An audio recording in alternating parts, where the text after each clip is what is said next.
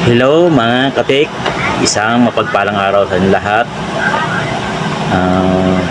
Mayroon po tayong gagawin, isang deband na 32 inches to.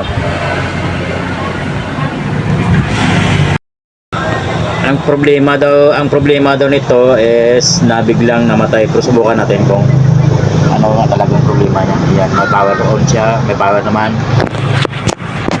Power on natin. Ayan, nag-power on siya. Nag-power naman siya, mayroon man siyang display, pero ang problema is ganyan siya. Nag-flicker. Yan o, nag-flick. Yan.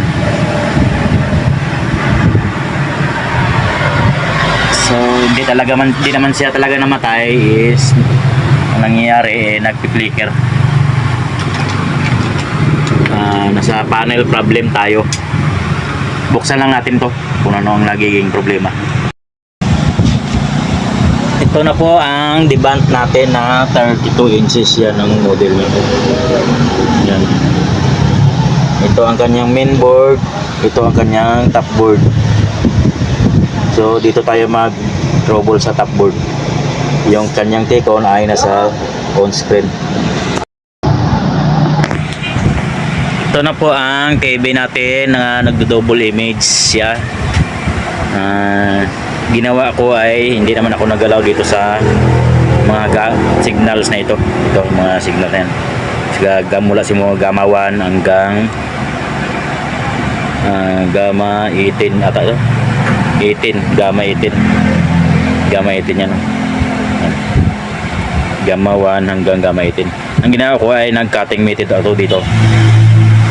Nag-cutting method ako dito sa kabila.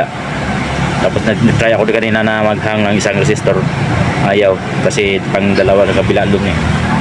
Ang ginawa ko ay naghang ako dito.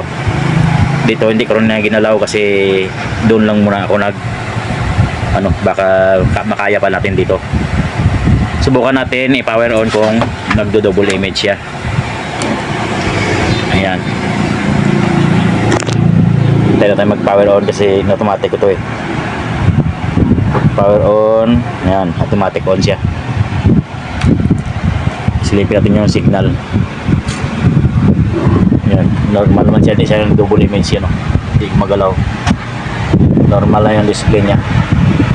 Lagyan natin ng antenna para makita talaga kung double image siya o hindi.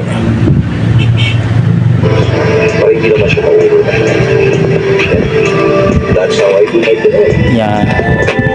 Mahirap-hirap lang. Bawasan natin yung volume, baka makaka-copyright tayo. Yan. Yan, may na anong volume. Silipin natin yung picture kung okay. Ayun o. Okay na yung letter niya na hindi na umuga. Normal na yung picture. Yan o. Hindi siya nagdo-double image. Subukan ko lang muna ito ng matagal para kung okay na talaga siya, para hindi mag-back job. Close ko lang muna ito.